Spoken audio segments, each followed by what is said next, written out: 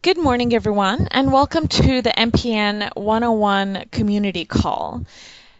The MPN 101 community call simplifies the basics of the Microsoft Partner Program one topic at a time. My name is Chinmay Bhavani Shankar, and I'm part of the U.S. Partner Experience team. Today we will be talking about partner incentives and investments. What do they mean? What are the programs that are available to you? And how can you participate in these programs? With me today we have Mike Steinogle and Robert Ferdig, who are both subject matter experts for incentives and investments on the U.S. partner team. Before we get started, a quick view of the agenda. I'll still talk about an overview of the Microsoft Partner Network for anyone that might not be familiar with some of the things that we have available today. We'll then go into incentives and investments and close out with some resources that you might find useful along your partner journey. I see a lot of you are already competency holders, but for those of you that didn't know, there are 3 membership options within the Microsoft Partner Program. Network membership, which is free. It comes with some entry-level benefits and training and support. Action Pack subscription, which is a paid subscription in return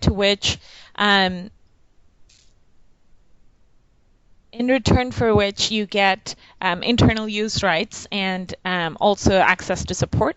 And then there's competencies, which is the third earned designation, third membership option. And there's a silver and a gold level within a competency.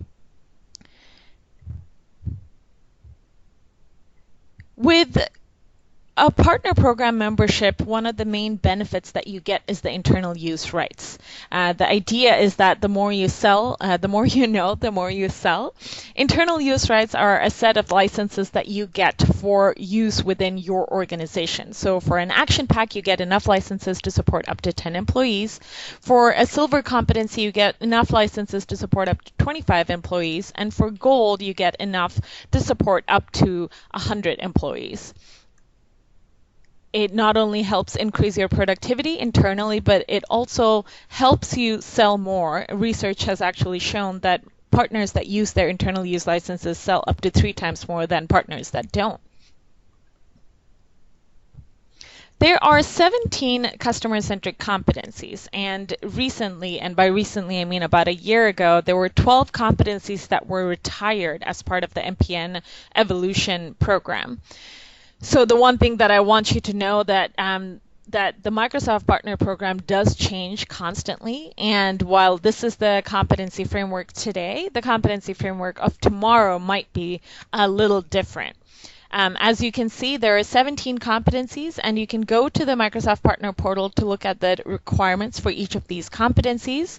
And there's also a competency guide that we've put together, which is essentially to give you an overview of all the requirements in one place.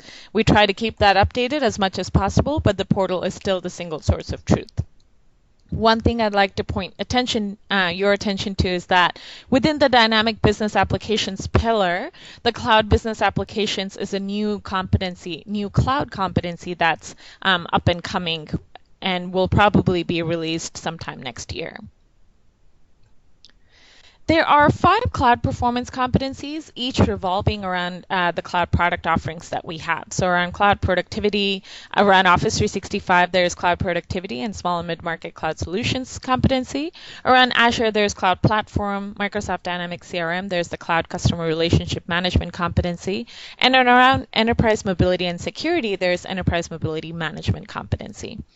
There are 4 steps in order to attain a competency. You'll have to demonstrate sales performance, pass technical exams, provide customer evidence, and pay a fee. The fee also tends to change, so please keep an eye out, especially for cloud competencies. Right now, it is at a subsidized rate. The silver cloud competency last fiscal year, so in 2016, silver cloud competencies were free. In 2017, they're no longer free, but they're still subsidized compared to a non-cloud competency.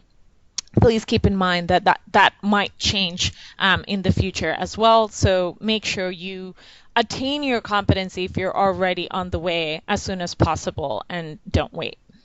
So in return for those 4 steps, you get unlimited cloud support around the product that you have a cloud competency in. So if you have an Office 365 competency, you get unlimited cloud support around Office 365.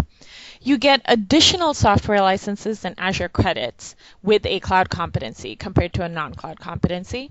You get eligibility to partner incentives, and we'll talk about that soon with Mike. And there's also guaranteed account coverage if you get a gold competency. If you get a gold cloud competency, you would be eligible for someone at Microsoft to talk to you, to help you through your partner journey, whether it's an agent or an account manager.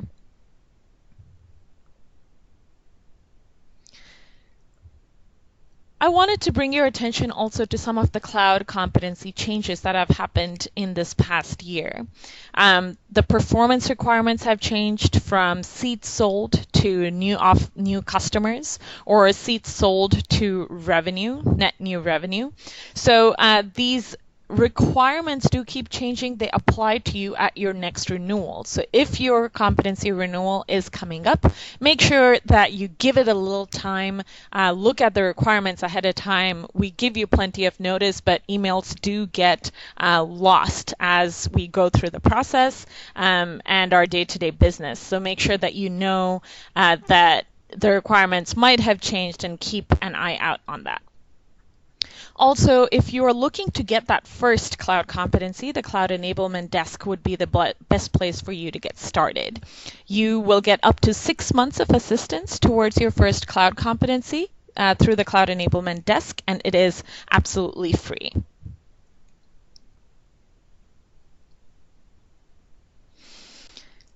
Tracking your consumption towards these competencies. The Cloud Services Partner Dashboard is a good way for you to track how much you've actually consumed, or how much consumption you've driven that could count towards a competency. So if you're unsure at any time, this would be the best place to go. The Partner Summary Report gives you a profile of what Microsoft can see as your partner profile. So what is your membership status? What's your anniversary date? How have you progressed towards a competency, and what are your internal use licenses that are available to you? 2 very valuable reports that partners sometimes are not aware of. I want to pause here for questions before we move forward. Rick, your question, is that fee yearly or one time when entering the competency level? The fee is yearly, although it doesn't matter how many competencies you get, you only pay 1 fee. So for example, if I get a silver cloud competency and I also attain a silver Azure competency in addition to the silver Office 365 competency, I don't pay. But if I go from silver to gold, I don't pay during this year, but when it comes to renewal, I'll have to pay at the gold level.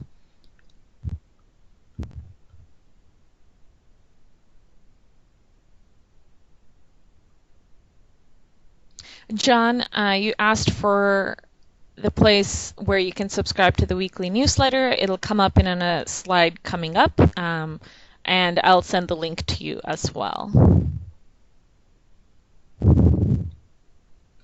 All right. Let's move forward, and with incentives and investments, I'd like to invite Mike Steinagel, who's also on the call. Mike, welcome to the MPN 101 community call. Thank you very much, Chinmay. So what are incentives? So let's talk a little bit about the incentives that Microsoft has. There's a broad set of incentives that Microsoft has to incent all the strategic priorities that Microsoft is trying to drive. So typically our incentives are for things for sales or post-sales activities. So when I say sales, that means we're paying a percentage on those sales, or post-sales activities where we're driving the actual usage of something like Office 365 or consumption of Azure. So we realize that it's important not just to sell those items, but make sure that customers are actually leveraging and using them. So that's why we incent on the post-sales activities. So who can qualify for partner incentives? Typically, that's going to be someone who meets a very specific set of requirements. So MPN membership is always required. Attainment of certain competencies can be required in some of these incentives. And partners that are identified for direct Microsoft management. However, we are starting to move away from direct Microsoft management and focusing specifically on MPN membership and competency attainment in the future. And again, incentives, we want to make sure that we're rewarding partners for those behaviors that are really driving value with customers, with Microsoft products and services. So programs are launched either on an ad hoc basis. Typically in our second half of the year, you'll see us focus on our strategic priorities and try to drive incremental revenue. But usually our incentive programs are 12 months long, and they start either July 1st or October 1st. And they all focus on increasing the size of a sale, new cloud customers, increasing overall sales, and things like that. And Mike, do I have to register for an incentive right at the beginning, or can I enroll in it a little later? Well, it's going to depend upon the incentive. For example, we did an incentive in FY17 H2, so in the January through June period, called CSP Power Up. And you could actually register as late as June and get paid back to all sales that were eligible in March. Other programs may require that you are registered prior to participating, but typically we do give a registration period during the life of the program that allows you to earn incentives on all your sales or activities. Sounds good. And if you want to jump ahead to the next slide, Chinmay. So again, just a couple of points to be aware of for these incentives. There can be competency requirements. And what you'll see in some of the incentives that we show here, some of the key incentives that we currently have in market, there are competency requirements to be aware of. Account management, as I mentioned before, in previous years, it has been very important to be account managed. In FY18, we are reducing that requirement in many ways and putting the eligibility for incentives into the partner's hands with moving to competency requirement. Sometimes our incentives will look at things like, for your qualification, we'll look at revenue in the last 12 months or how many net new cloud customers you signed in the last 12 months. So there are some additional requirements that you need to make sure you're aware of if it's an incentive that you're interested in. So managed resellers, cloud solution provider programs, that does say managed only, and that was true through FY17, and that has changed in FY18. So the cloud solution provider program no longer requires you to be managed, and that is now competency based. And from a geography perspective, we do have many programs that are worldwide, but when you're looking to participate in the US, typically you do need to be a US partner and you do need to be selling to US customers. For US specific incentives, that is required. For some of our worldwide programs, you can be selling in the US and other countries. You need to be registered in each country, but you can earn incentives in multiple countries. Now, where does one go to find the requirements for these incentives, Mike? Like, how would I know if it's US specific or worldwide? Yeah, so we have a partner incentives site on MPN. I believe we have it in the resources here at the end of the deck. Partners can go up there and find overviews of all of the incentive programs that are available today. And it does include eligibility requirements as well. And if we could jump to the next slide, please. Now, a couple of things to be aware of with incentives. These offers can change at any time. So we do use incentives, as I mentioned earlier, to drive to our strategic priorities. And we do need to make sure that we continue to drive to our priorities even as those priorities change. So one of the things that we do like to remind partners of is that you shouldn't depend on incentives as your sole source of earnings. So making sure that you're leveraging margin in your accounts for reselling products, making sure that you're building a robust services practice to drive incremental earnings. All of those are key things to think about when you're getting into the Microsoft incentive programs. Many times the incentive program should be looked at as gravy on top of the earnings that you're already making. And the other thing to be aware of is that incentive requirements can change over time, just as we've changed between FY17 and FY18. Just make sure that you're continuing to stay up to date on the incentive programs that you're interested in or you're enrolled in. And we will be sending out operational communications to alert you to changes that come, but you should also be regularly checking the partner incentives page about any potential changes that could be in the offing. Yeah, and the Yammer group is also a good way to stay updated, correct? Another great way to stay updated. Yes, absolutely. John had a question. How would one register for other countries? I think he meant for other countries' incentive programs. Yeah, so one thing to keep in mind when you look at this partner page, so the partner page will show you all of the worldwide incentives available. So the requirements that you'll see within there are going to be similar for other countries. So for example, with CSP, you need to have a competency in the US to earn CSP incentives in the US. If you also want to sell in Canada and earn incentives in Canada, you need to have the competency in Canada as well. And then for the incentive tracking system that actually pays you the incentives, you need to make sure you're registered in the US and registered in Canada under your separate MPN IDs for both countries. So, just make sure that you look at those documents that detail eligibility requirements and remember that those eligibility requirements apply to either each country, if we're talking about larger countries like Canada and the US, or to regions, if we're talking about smaller countries in other areas of the world. All right, thank you. And next slide, please. So just a brief overview of some of the incentives that are out there and some of the larger areas that the programs focus on. So we do have enterprise incentives. You'll probably have heard terms like EA or Enterprise Agreement, MPSA, and CSP.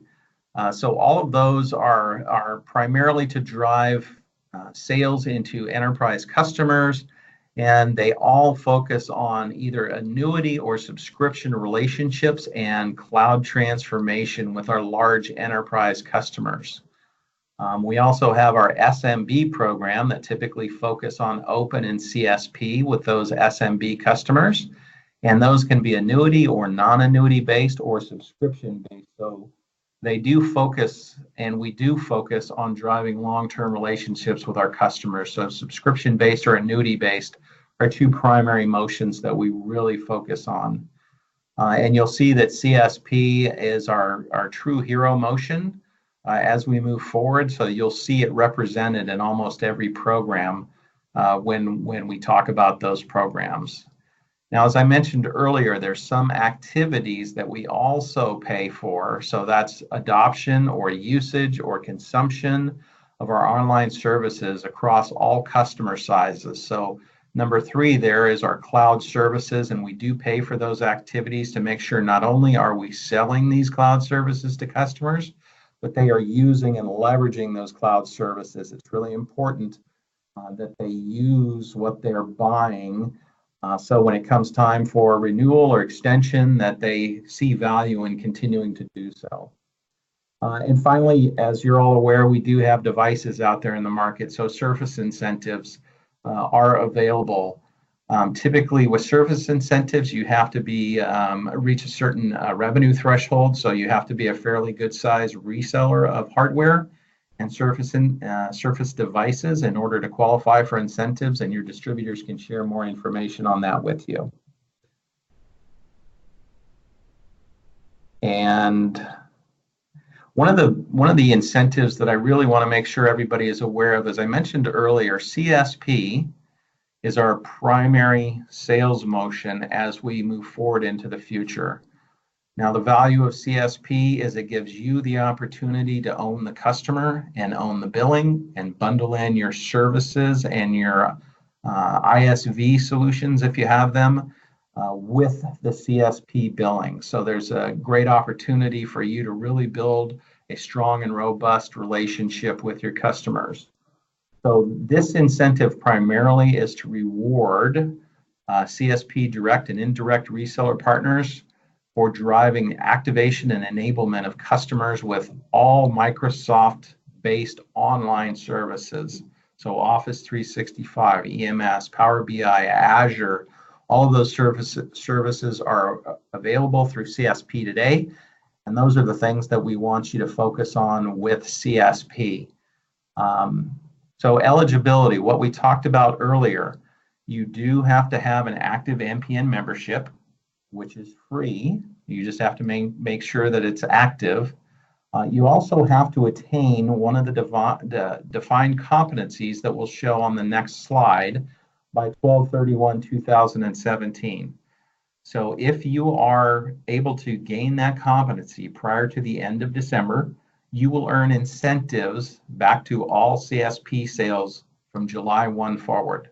So that's a great opportunity for you to really maximize your CSP sales, as well as get that competency to demonstrate your capability with Microsoft products. And also you have to have a valid cloud reseller agreement. So the incentives for direct and indirect reseller are both the same. The direct reseller buys directly from Microsoft. You provide the 24-hour by 7-day-a-week technical support. As an indirect reseller, you buy through a distributor or an indirect provider, and that indirect provider provides technical support and helps you build a customer as well. So depending upon how big and robust your organization is and how much you want to offer technical support, for example, that might be a reason why you go with direct versus indirect. But just know that the incentives for both are exactly the same. So when we look at the incentives, we do pay an 8% base rate on all CSP sales. So that's paid on your monthly billings. It doesn't matter if the sales are transitioned from advisor over to CSP or open over to CSP or are a net new cloud customer, you're in the exact same percentage on all of your monthly billings. Now, in addition to that 8% base rate that pays on all billings through CSP, we do have some accelerators that we've layered on top. Now, these are focusing on our strategic priorities. So you might have heard of Secure and Productive Enterprise versions E3 and E5. As we announced at Microsoft Inspire, those are being renamed to Microsoft 365, E3 and E5. So in addition to the 8% that you make on that in the base rate, you can earn an additional 5% on those sales through CSP. Azure is one of our key strategic priorities moving forward. We're paying 10%. So you'll now make 18% on all Azure sales through CSP in addition to margin. So all of these rates are in addition to margin that you're eligible for as a reseller through CSP. Now our Dynamics products through CSP, our Office 365 E5 product also get an additional 5% on top of that 8%. And PSTN, which is an add-on for our suites, gets you an additional 20%. So you're making 28% on your sales of PSTN, in addition to any margin that's available for you. So we do have a great base rate, and we also have some very rich accelerator rates on top of the base rate for our partners selling CSP who have gained one of those competencies and is eligible for incentives. Any questions, Chinmay, or should we go to the next slide? Now, as I mentioned, thank you. Now, as I mentioned earlier, eligibility for CSP incentives is changing from last year to this year. So last year you had to be on the MPL or the managed partner list, this year you just have to attain the competency. And I shouldn't say just, there are, attaining a competency is something that's very worthwhile, but it does take some work. So I shouldn't say just. But as you can see here, there's a listing of 8 competencies. If you get silver or gold in any of those competencies, you will be eligible to earn CSP incentives. So down at the bottom, you can see the resources that link to the partner incentives portfolio. So that's all of the partner incentives that are available for partners today.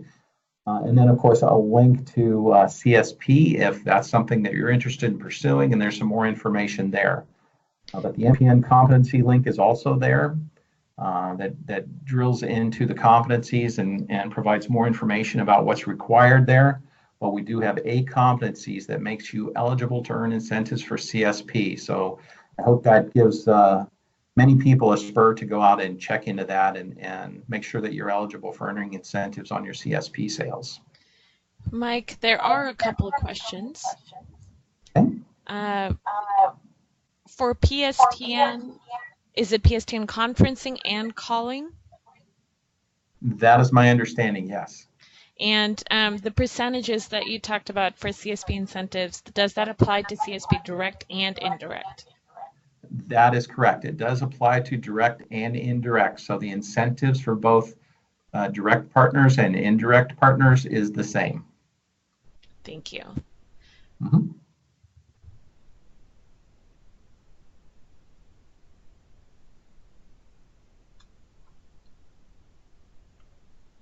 And next slide. All right, I'll turn it over to Robert. Hey, Robert. Welcome to the MPN 101 community call. Hi, Chinmay. So what are investments? That is your forte. Would you mind talking to us a little bit about it? Sure. So investments are funding that Microsoft offers to partners for activity-specific engagements. So rather than being oriented towards direct results, where incentives are oriented like showing being attached directly to revenue, usage, or consumption, investments are attached directly to an activity. So a marketing event, digital advertising, a proof of concept, or a customer assessment.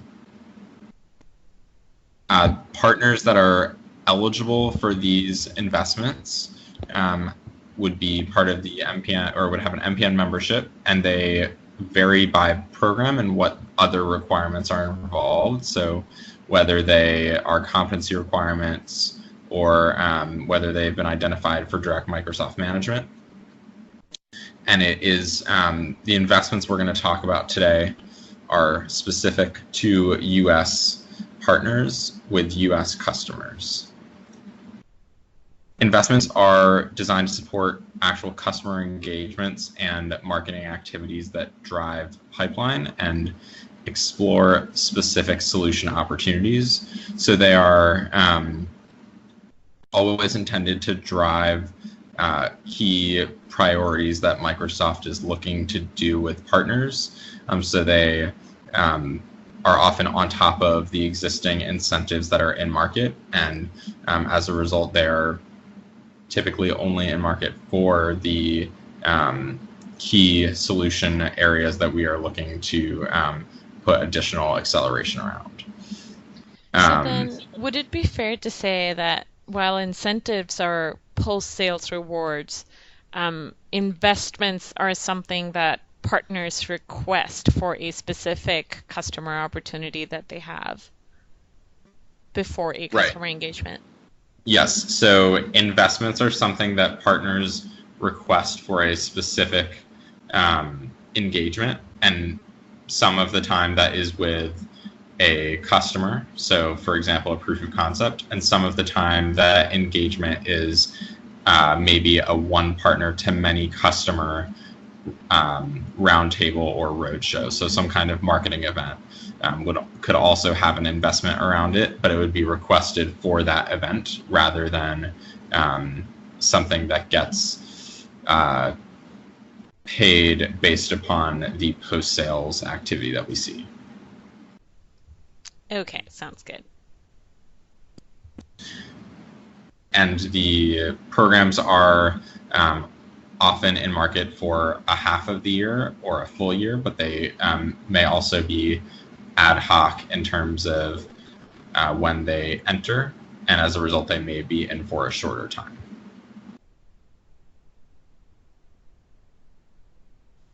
So how does a partner go about requesting an investment? So there is a portal called the Partner Investment Engine. The website is microsoftpartnerinvestments.com. And so US partners can come to this portal and request funding directly from here. So the programs that you're eligible for are the programs that will show up once you've requested access and received access to the portal. So again, the eligibility varies by program and might be based upon a competency, for example, cloud platform competency, and it might be based upon the competency level, or it might be based upon partners that are managed directly by Microsoft. Gotcha. So if there is a program that requires, say, like a gold cloud platform competency, and I sign up and I only have a silver cloud CRM competency, then I won't be able to see that program in order to sign up for it. Is that right? Exactly. So you could get access to the portal, whether or not you have the competency for a specific program, and then once you're in the portal, if you're a silver cloud platform competency partner and a specific program requires gold, you would not have that in your view.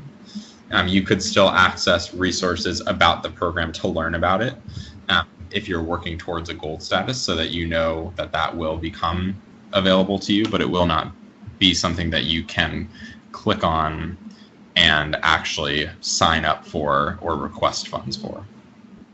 Fair enough. And just to clarify, as the bottom of the slide says, this is these investments are specific to the U.S. This portal is specific to the U.S. So other regions might have other funding opportunities, but if you are looking at investment opportunities in the U.S., the Partner Investment Engine is the way to be able to request funds.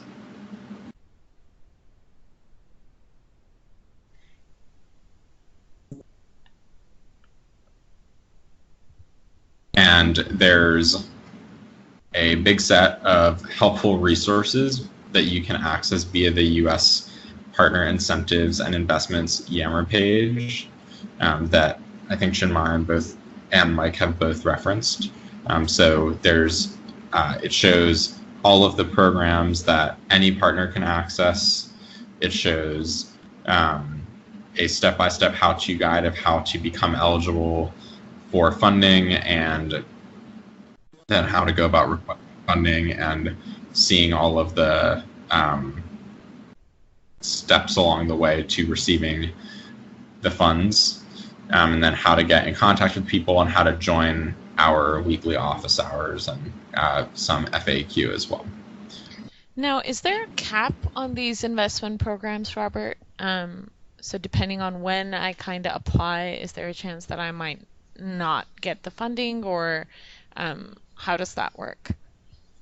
Yeah, really good question, Chinmay. So there are a few different kinds of caps for funding. So each program will have a set dollar amount that you can get, and some programs have a dollar amount that might vary based upon the expected size of an opportunity, or it might vary if you're doing 2 activities instead of 1. But when you request funding, there will be a set amount that you would, even if you do get the funding, that you could not go over that amount.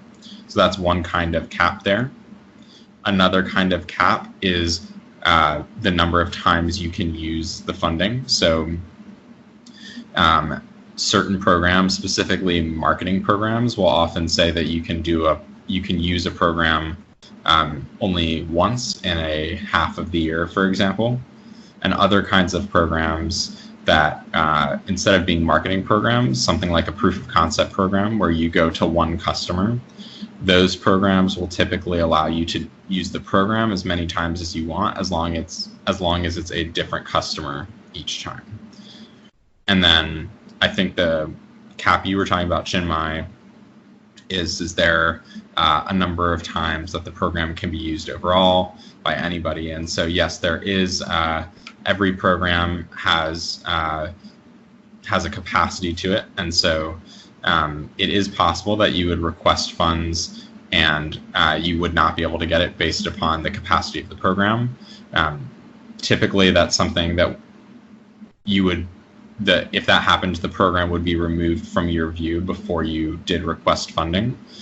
So most of the time, you won't make a funding request and then later see it disappear. It would already be taken out of market.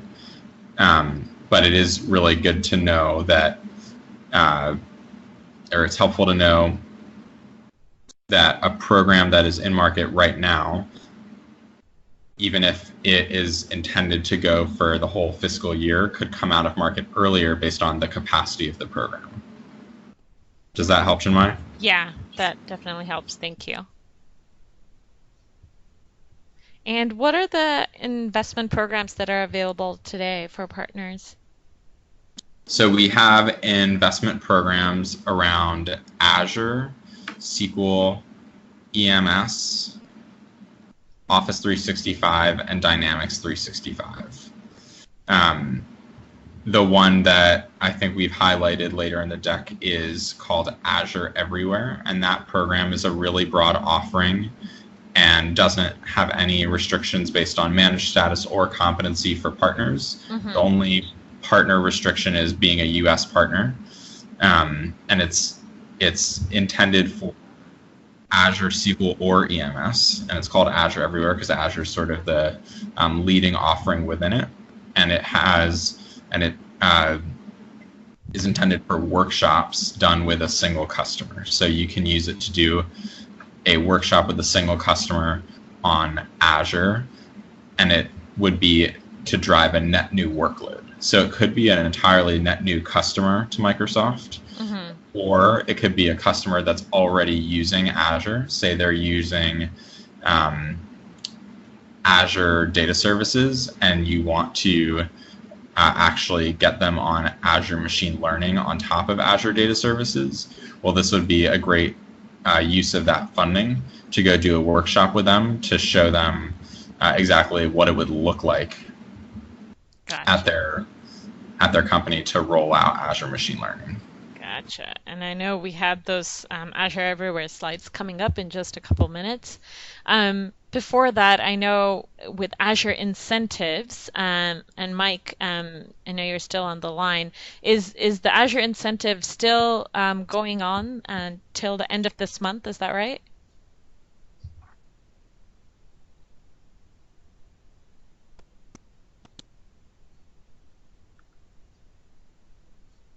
Hi, Chinmay. Yes, that is correct. The Azure incentives, as they are today, will continue through the end of September. And at that time, we are rolling out a new version of the Azure incentive program, which is primarily focused on driving consumption through all of the different programs that you see listed below. So we will be changing the program on October 1st. All right. And so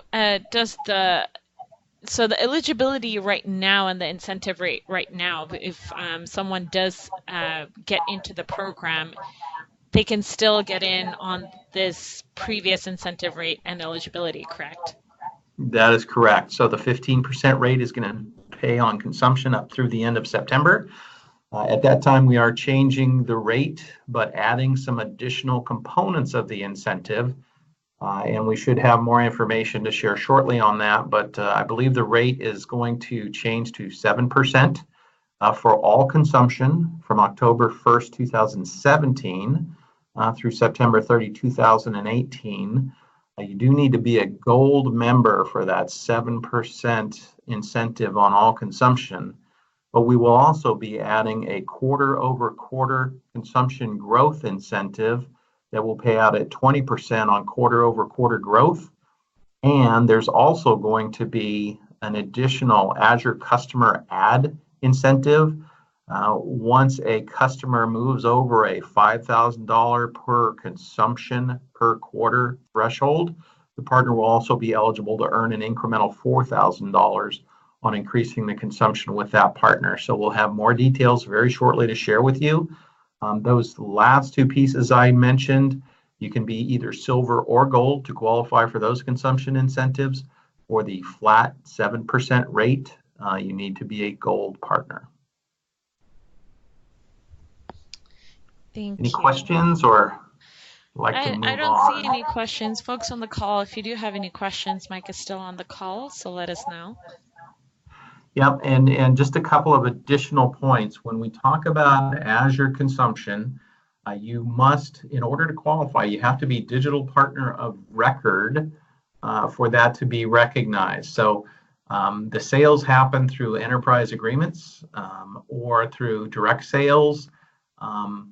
But in order for you don't have to sell, but you do have to be the digital partner of record, and the customer must designate you as the partner on their subscription in order to be qualified as digital partner of record. And there are times where we will come back and ask for a proof of execution if multiple partners are trying to claim that they are digital partner of record. So we can come back and ask for a proof of execution. And just be aware with public sector customers, there is limitations in how we can compensate partners for working with public sector customers. And I believe that's driven by the public sector customer themselves. So just be aware of that. Mike, Stacy had a question. Does it have to be digital partner of record or can it be delegated admin? It has to be digital partner of record. That's what our systems are pulling. Of course, I think if you're a delegated admin, can't you enter yourself as digital partner of record? I'm not sure. No, those are two different things. It's mostly because there are partners that are both digital partner. There are two partners kind of related to a particular customer. So the customer decides who's the digital partner of record and who's the delegated admin. Tracy, I think there was another community call a couple weeks ago about digital partner of record. You might want to listen to that, and if you have any follow-up questions around that and incentive eligibility, then shoot me a note on the MPN 101 Yammer group. Yeah, and just an additional comment on that, Chinmay. I know Gabriella Schuster at Inspire announced some changes to digital partner of record, so it's now going down to a deeper level. I know in the past that we could only have one digital partner of record per customer. And I believe that there are some changes coming where they are going to take that down to another level. They're creating an easier way for digital partner of record to be designated. And we can now, I believe it's starting October 1, but be able to designate additional partners of records for multiple subscriptions at a customer site. So there are some changes there, and we'll get you some more information on that as well.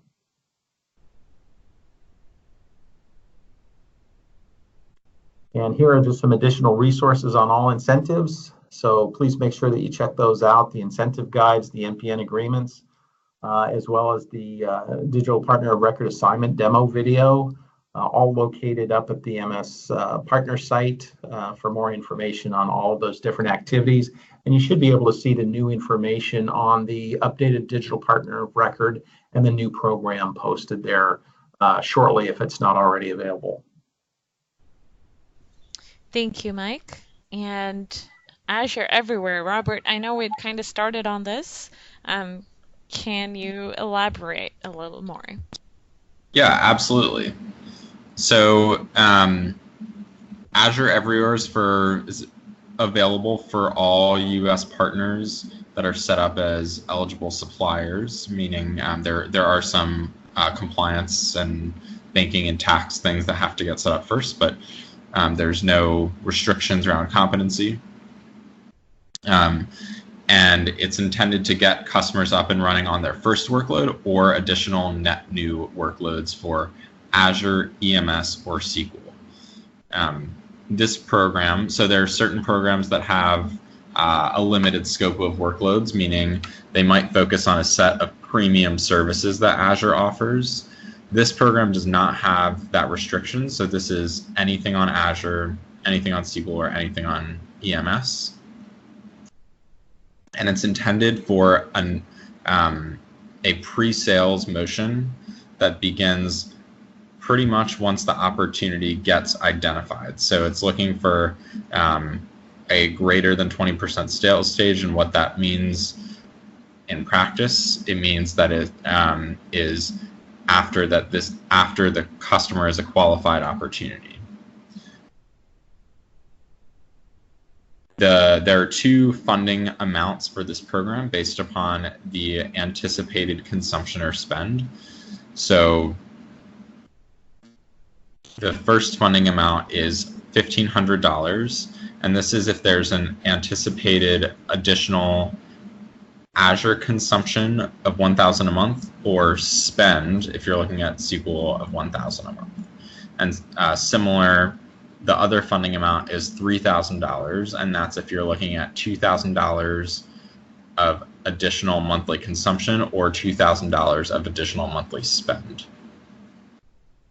All US customers are eligible. They don't have to be Microsoft managed. They don't have to be in a particular segment or industry. So any US customer that meets the opportunity requirements is eligible. And as I mentioned earlier, each program will typically have a cap.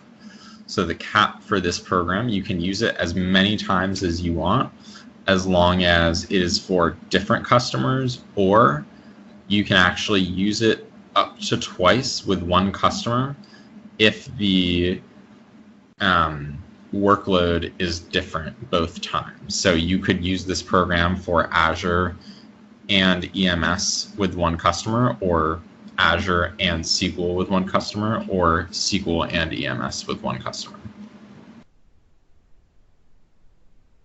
And then each program will have something called a proof of execution. So a proof of execution is what actually shows that the work was complete. So at the start of the process, a purchase order gets opened based upon a statement of work that lays out these program requirements. And then once you go and work with the customer on that purchase order, you have a proof of execution that you get from the customer that shows Microsoft that you in fact did the work in the time frame and with the customer and with the activity that we had agreed upon up front. So the next slide shows all of the details of a proof of execution. There's a few different pieces here. It's the top piece is how it gets collected. The middle piece is the description of services. The bottom piece is contact information that gets collected, and those three pieces on the left are standard for any investment offering that goes one partner to one customer.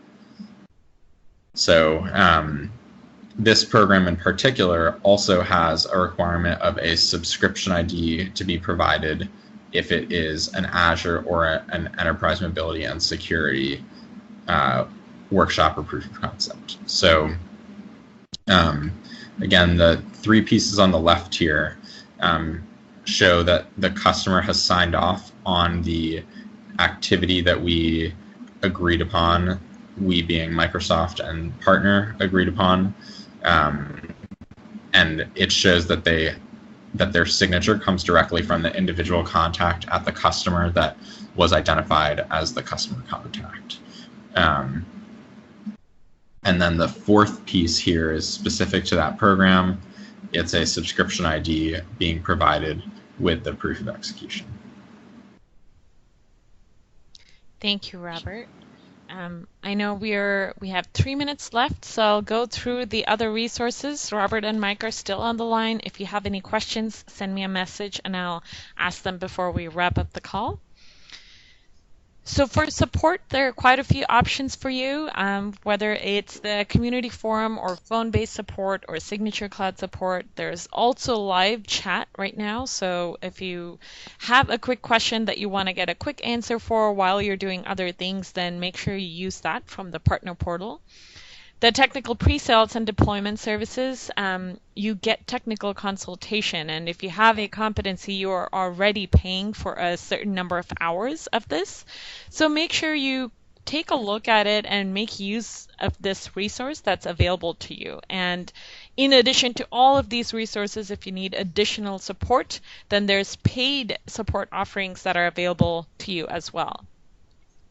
The Cloud Enablement Desk that I talked about, if you are an active member of the Microsoft Partner Network with an MPN ID and you are interested in getting a cloud competency, then nominate yourself to the Cloud Enablement Desk. It is absolutely free and you'll get help to attain that first cloud competency or second cloud competency, or if you want to go from silver to gold, you'll just get some assistance with the mechanics of the program and how to get there. Last but not the least, Inspire. It's in Las Vegas this next year. We had it in DC this past year in July, and upcoming this next year, it's in Las Vegas. And know that the passes to this conference, the prices of this keep going up. So the sooner you buy the pass, the better. So if you're looking to attend this conference and you have looked at the recap for Microsoft Inspire this last year, then make sure you register as soon as possible to get the best price available. I hope you found this community call useful. All the in-person and online partner training is listed on the hot sheet. So for the next 2 months, everything that's coming up is listed on the hot sheet, the one calendar for you to take a look at. The next MPN 101 community call is about navigating the Microsoft Partner Portal, and it's next Wednesday at 9:30 a.m. In the past, we've talked about technical training, digital partner of record that I just was mentioning earlier. If you found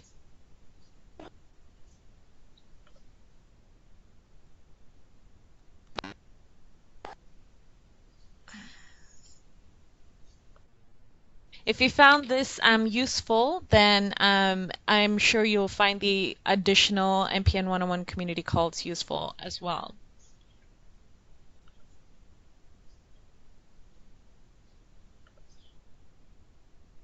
Connect with us in either one of these ways. You can subscribe to the newsletter or participate in the MPN 101 calls. The Yammer community would be the best way to engage with us also. And if there's one thing that I want you to take away, it's the Stay Informed slide. This has all the links that you will find necessary in your partner journey in one place. Thank you, folks. Have a wonderful rest of the week, and I hope to see you on the next MPN 101 community call.